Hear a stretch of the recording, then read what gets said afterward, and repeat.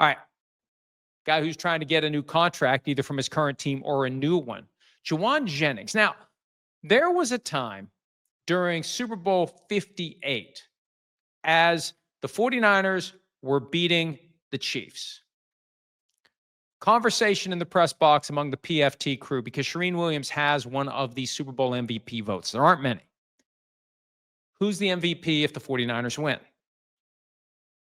And there was a moment during the game where, and there were different names that came up. Chase Young at one point, Christian McCaffrey was kind of the default, but Jauan Jennings was having a day. And Jauan Jennings' contract expired after that game.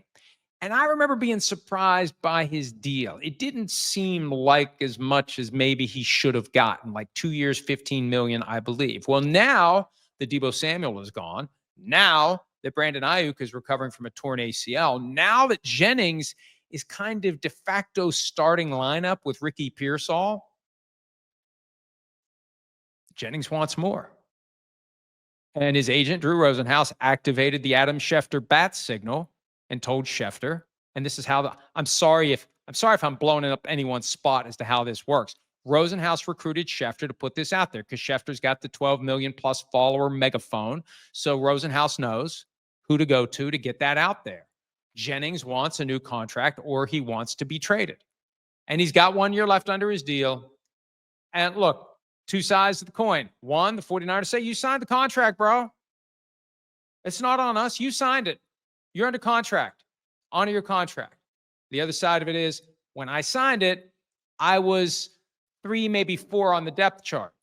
Now I'm 2, possibly 1, depending upon Ricky Pearsall and definitely Brandon Ayuk. Like, when does anybody expect him to be ready? Jennings could be WR1 for the 49ers this year at $7.5 million. I mean, look, you're a free agent. Didn't have to re-sign. Could have signed with anyone. The market dictated Jauan Jennings' value, plain and simple. So that's the reality. That's the bottom line. And now Jennings wants to enhance his bottom line because he's got some leverage. And remember, to the honor your contract crowd, there are 2 contracts that apply. The contract between player and team and the contract between all players and the league. And players have rights under both contracts. And the CBA gives you rights to violate the terms of your individual contract. If you're willing to pay the fine for each day that you miss training camp, you have the right to do it. So there are certain things you can do within the confines of the CBA that constitute technically a violation of your individual contract. So he's got some leverage, but not much. He's got some levers, but not many. And we'll see what happens if he holds out. The 49ers have a history of huffing and puffing, but eventually caving in with guys who hold out.